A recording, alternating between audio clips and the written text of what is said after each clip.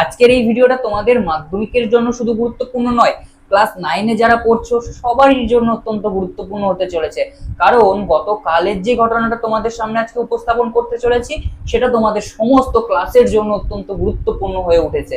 কারণ আমাদের সরকার পরিবর্তন হওয়ার পর থেকে একটা বিষয় কিন্তু অত্যন্ত জোরালো ভাবে হয়ে উঠেছিল, সেটা হচ্ছে সিলেবাস চেঞ্জ।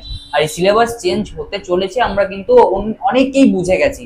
সিলেবাস চেঞ্জ হওয়ার কিন্তু আর বেশি দেরি নেই, কারণ গতকাল নতুন সরকার তোমাদের জন্য একটা কমিটি নির্বাচন করেছে এবং সেই কমিটিকে বলেছে, ভাই তুমি 2 মাসের মধ্যে আমাকে রিপোর্ট দাও। ঠিক আছে, কোন বিষয়ে দাদা এখানে রিপোর্ট থাকতে পারে, এই রিপোর্টে কোন কোন বিষয়গুলো যুক্ত থাকতে পারে? দেখো, তোমাদের যে সিলেবাস, তোমাদের যে পরীক্ষার প্যাটার্ন, প্রশ্ন প্যাটার্ন, এগুলো সম্বন্ধে খুঁটিনাটি যে সমস্ত তথ্যগুলো রয়েছে সেগুলো রিপোর্ট পেশ করতে বলেছে, রিপোর্ট চেয়েছে সরকার। ঠিক আছে, এবং তোমাদের জন্য একটা কমিটি গঠন করা হয়েছে। 60 দিন পর আমাদের চোখ থাকবেই সেদিকে যে সেই কমিটি কি রিপোর্ট পেশ করছে এবং সেই রিপোর্টের ভিত্তিতে কি সরকার কি পদক্ষেপ নিল সেই দিকে তো আমাদের থাকবেই থাকবে। দেখো, এটা কিন্তু অত্যন্ত গুরুত্বপূর্ণ একটা বিষয় তোমাদের সিলেবাস নিয়ে। এবার অনেকেই হয়তো ভয় লাগবে, আচ্ছা দাদা তাহলে আমাদের মাধ্যমিকের টেস্ট কি হবে, আমাদের ফাইনাল পরীক্ষা কি হবে, আমাদের সিলেবাস কি হবে? যদি চেঞ্জ হয়ে যায় তাহলে আমরা পরীক্ষা দিতে পারবো না এই কদিন ধরে নতুন সিলেবাসের ওপর। দেখো, এখানে যদি বলি 95% চান্স রয়েছে তোমাদের কোনো চেঞ্জেস আসবে না। তোমরা যারা যে ক্লাসে পড়ছো এখন কোনো চেঞ্জেস আসবে না। তবে তোমাদের জন্য এই কমিটি গঠন করা হয়েছে উচ্চশিক্ষার জন্য যেমন, তেমনি মধ্যশিক্ষার জন্য তেমন। ঠিক আছে, তো 5 থেকে শুরু করে একেবারে 12 অবধি যারা যারা পড়ছো নিশ্চিন্তে থাকো। এখন এই বছরে 2026-এ দাঁড়িয়ে 2027 সালে যারা মাধ্যমিকের পরীক্ষার্থীরা রয়েছে তারা এখন নিশ্চিন্তে থাকো। তোমাদের যেমন পরীক্ষা হতো আগে সেরকম ভাবে পরীক্ষা হবে। তবে যারা 9-এ রয়েছে, ক্লাস 9-এ রয়েছে, তাদের জন্য গুরুত্বপূর্ণ বিষয় রয়েছে। যখন তোমরা ক্লাস 10-এ উঠবে তখন তোমাদের জন্য নিশ্চয়ই কিছু চেঞ্জেস আসবেই আসবে। ঠিক আছে, এটুকু মাথার মধ্যে গেঁথে নাও, কিছু চেঞ্জেস আসবে। আচ্ছা দাদা, চেঞ্জেস তাহলে কোন বিষয়গুলোতে আসবে? শুধু কি ইতিহাসে আসবে?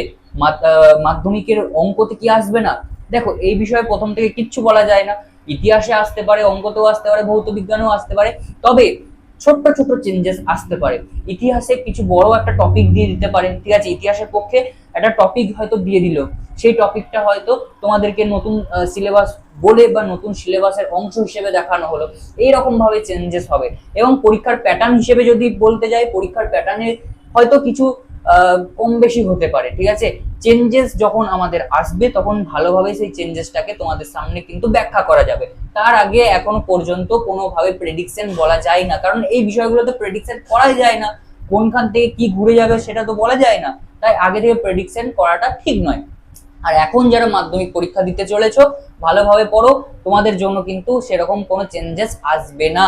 ঠিক আছে, তবে যারা এখন ক্লাস 10-এ পড়ছো, ক্লাস 9-এ পড়ছো, তাদের জন্য অবশ্যই চেঞ্জেস ওয়েট করে রয়েছে। ঠিক আছে, তোমরা যখন ক্লাস 10-এ উঠবে তখন তোমাদের জন্য কিছু চেঞ্জেস আসবে, অবশ্যই সেগুলো জানিয়ে দেবো।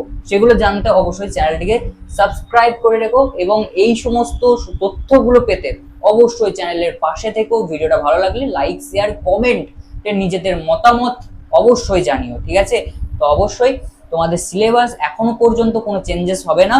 সেই 2 মাস পর রিপোর্ট আসবে, 2 মাস পর রিপোর্ট ভালোভাবে বিবেচনা করা হবে, সেই রিপোর্টের ভিত্তিতে চূড়ান্ত সিদ্ধান্ত নেওয়া হবে। এখন অনেক দেরি রয়েছে, তোমরা নিশ্চিন্তে পড়ে যাও। ঠিক আছে, তবে হ্যাঁ, এইটুকু জেনে রাখো তোমাদের পরবর্তী শিক্ষায় অনেক বড় চেঞ্জেস আসতে চলেছে।